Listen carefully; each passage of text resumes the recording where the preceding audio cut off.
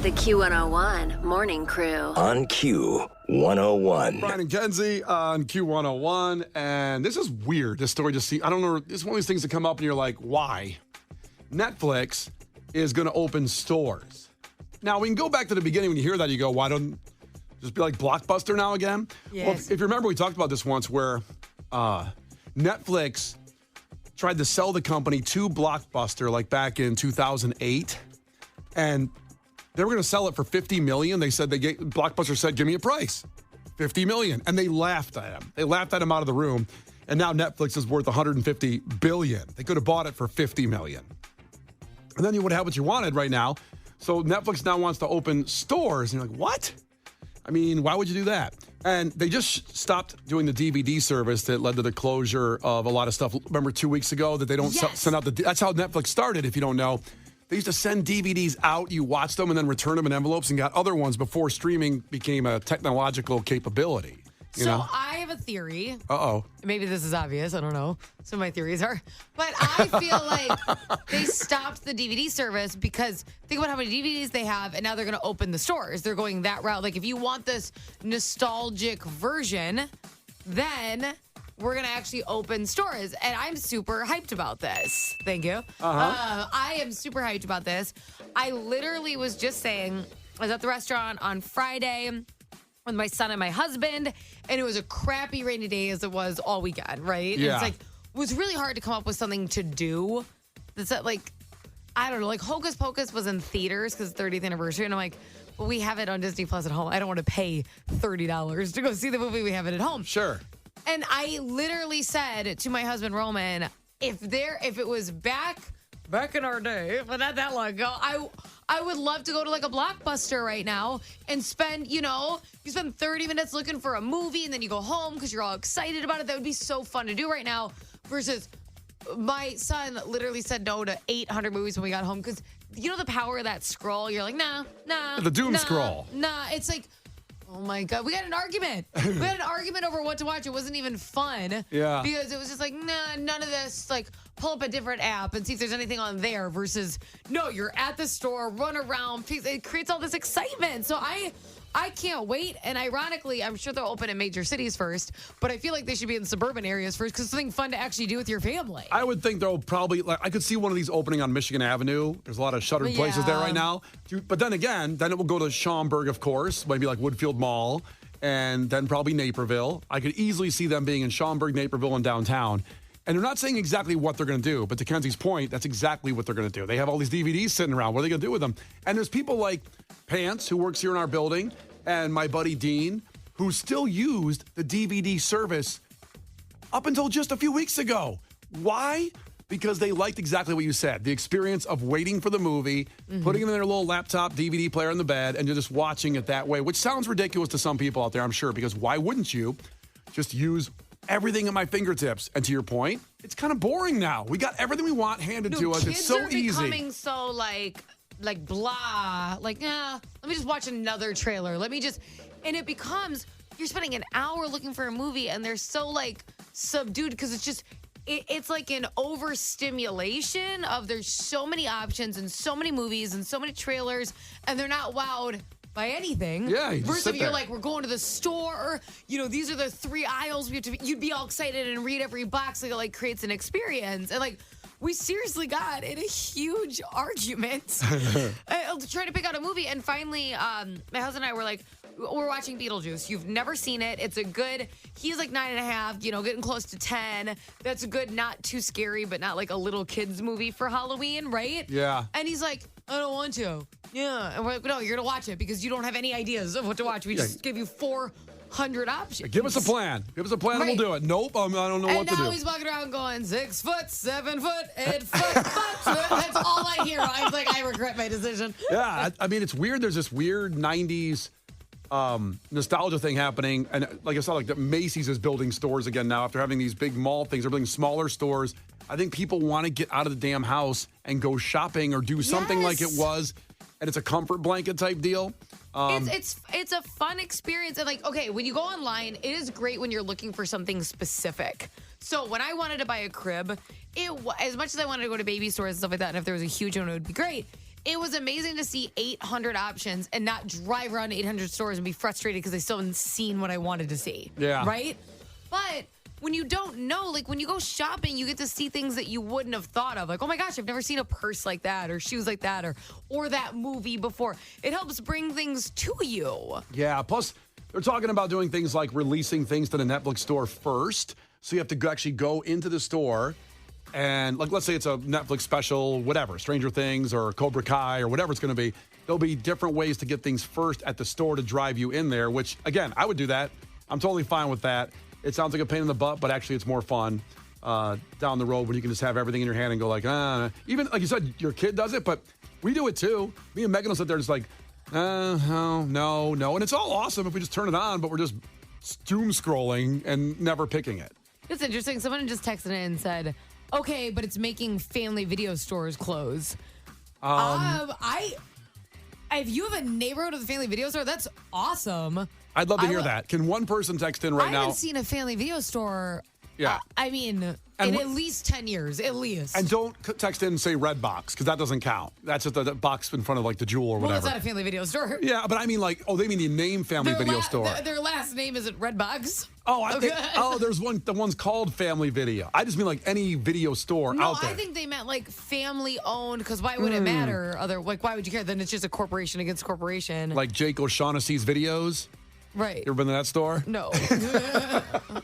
But probably. Yeah, I mean, if there's there's no video stores. Is there anywhere in Chicagoland? Is there a video store still open? I don't know the last time I saw a family-owned video store. I want to hear from somebody that can tell me there's exactly a video store still open. And anyway, Netflix, they did that a long time ago. It's sad. I think that's awesome. Use that one. Maybe it won't open there. I don't think they'll open. Yeah. I don't think they'll open everywhere. And it's also pretty sad. They're all gone. It's been a while. They're all put out. So now Netflix coming back and they're doing this. And like I said, I'll go to it. I'll go check it out. I would be excited to have that. It's a fun thing to do as a family. It's nice. It makes the experience longer. And that's the thing, is having everything at your fingertips. Everything goes too fast. Like if we wanted to pick out a movie, you left the house, drove to the store, picked it out, drove home, made popcorn, that's your night. Yeah. Now you pick out a movie and it's an hour and a half, maybe. Yeah. It's like these used to be experiences. When there's more effort to something, you usually join it. A lot of people checking in about, Manuka. There was one, but they're all saying a couple years ago. People can't tell me there's one open right now. Okay, here we go. Matt's checking in. There's a family-owned video store on the south side. It's called Video Playground. Okay, is that an adult video store, though? Let me finish. Let me finish. I still take my kids there for the experience. It's at 104th and Kedzie. Oh, okay. I hope that it's not an adult one and you're taking your kids there for the experience. The Q101 Morning Crew. On Q101. Brian and Kenzie, we're just talking about how Netflix has announced they're going to open stores and makes you think instantly, oh, Blockbuster's coming back. And they did just shelf the DVD part of their business where they used to still send DVD movies out to people. That's how it started back in the day before streaming became technologically possible. And they have all these DVDs now, so it must make sense. They say they're not necessarily doing that. They might put new content from Netflix right there at the store first. So and have they might be to eat there, things like that. They don't know exactly. A restaurant. But it led to the conversation of, somebody said they're going to put out of business all the video stores. Well, they're pretty much all gone, but we find out there are some still around Chicagoland. Let's see. Katie checked in. There's a video store in McKinley Park on Archer Ave and 33rd. It's called Video Strip. Movies and game rentals. Also sounds like adult movies. It's interesting. All these sound a little sketch. I would be nervous about bringing my children to many of these places. Also, the Video Playground, Matt, he texted in like he likes to bring his kids there for an experience, and I said that sounded like an adult video store. And he goes, well, there's an adult section behind the curtain. Oh, God, behind the curtain. They still have that little curtain where you can peek through. Oh, and you just know there's a bunch of loafers. You just see them. Can you imagine the people today that are going to the video store porn section? You know what I don't get? I see all these adult boutiques, and I'm not trying to put them out of business. I'm not trying to put adult boutiques out of business. No. But why choose that in-person experience when you can order it online? Because that's embarrassing, I would think. I can say. I remember going to an adult boutique to buy bachelorette party stuff. Yeah. And I was still nervous, buying a blow-up doll. I'm like, this is for the bachelorette party. I would like to be clear. But there's people in there who are like, no, this is for me. And I'm fine with that. I can say, as a boy that turned into a man, a grown-ass man. Recently. Last summer. That it was one of the greatest achievements to get porn privately, finally, when it happened on the internet, over having to rummage through my grandmother's garage. Porn collection? Let me finish. My uncle, my uncle, her son's porn collection in her garage that she didn't know existed. Okay, also, what is... Okay. He kept a porn collection in his mom's garage? He did. She didn't have a car, so the garage was filled with stuff. And I found out Did he he had... have a car to drive him to porn, so he had to keep it there? What are you trying to say? I don't know how the porn got there. He didn't live there anymore either. He would fly in. Why would you have that at your mom's house? Would you leave porn at your mom's house, Brian? Well, when my parents sold their house a couple of years ago, there was a couple little stashes I had to hit up in the attic before the new people bought the house. I knew it was buying the house, so I had to kind of get rid of that stuff. Yeah, Casey, you have a stash of porn at your parents' house right now, don't you? I have a hard drive stash, yeah, but it's all digital, baby. A digital hard drive What do you have, a stash. flash drive? I wish. It's like a terabyte. No, he's got like terabytes. He's got a network set up at the house. It looks like our engineering room across the hall. He's got a rack room at his parents' farm. Can I've I got ask files. a question? Can I ask a question? Sure. Why is saving it like a thing anymore? You could just go online. Like there's just sites. So why would you even need a hard drive? Don't you have favorites? You can't always find things. That's the thing. When you venture out into the jungle, the Wild West, and you find the thing, you're like, this is what I'm looking for. You don't want to lose that thing to a copyright strike or a virus or anything. Remember when Pornhub wiped everything? They had to start over? No, I don't. I don't remember that. The Q101 Morning Crew. On Q101. The Q101 Morning Crew. On Q101. Well, since we were just talking about the tragic day that Pornhub had to wipe clean and start over, and Kenzie wasn't aware of this, I was explaining it to her during the song and why that happened. It was a tragic day. Very tragic. Ruined out your tabs. Reminds us of a tragic day yesterday, in all seriousness, of losing Suzanne Summers. It was very sad and kind of related to our conversation. Remember the Thigh Master commercial? Great legs. Thank you. How do you get them? I used to do aerobics till I dropped. Then I found Thigh Master. Every single time you squeeze Thigh Master, you strengthen and tone right where you need it. So it's easy to squeeze your way to shapely hips and thighs. I thought I'd never fit into these jeans again. Thank you, Thigh Master. I recommend it and use it. The secret to shapely thighs is exercising these muscles with just the right resistance. This balanced resistance coil is designed to give you results quickly and comfortably. Want to tone your upper chest and arms? Thigh Master will give you excellent results. Thigh Master. We may not have been born with great legs, but now we can look like we were. Hell yeah. Brian, were you able to find that audio because it's on your porn hard drive? Yeah. This commercial? Yeah, that tab didn't get erased. That's good. Yeah. Good for you. The Q101 Morning Crew. On Q101. Brian and Kenzie on Q101. Coming up, we're going to get to sports again with a lot going on in sports, including flag football. Now in the Olympics. So you've got a shot, all you weekend warriors out there. But first, Gil Curtis with your headlines. This is not headline news. Today is National Black Poetry Day and Eminem's birthday. But somehow it's not National Irony Day. The Rolling Stones say making music now is no different than it was decades ago. Except for all the naps. On this day in 1888, Thomas Edison filed a patent for the first movie camera. Fun fact, the next day he made the first sex tape. And Space Force member Daniel Reynolds has become America's first Space Ranger. He's celebrated with his friends, a sarcastic cowboy, a dog with a spring for a stomach, and a gay T-Rex. This is not headline news. The Q101 Morning Crew. On Q101. The Q101 Morning Crew. Sports. Well, Connor Bedard did not have a point last night, ending his season-opening three-point game streak. He had a goal and 2 assists already, but they beat the Leafs, and that's all that matters, winning. That's the only thing that matters, not your personal stats. This is a steady 500 hockey team right now. It is good to see. Love it. Love where we're going with this so far. A lot of excitement. Now, they have one more game with the Avalanche this Thursday at the Avalanche before the home opener against the champs, the Golden Knights, Saturday night at the Madhouse. That is going to be insane.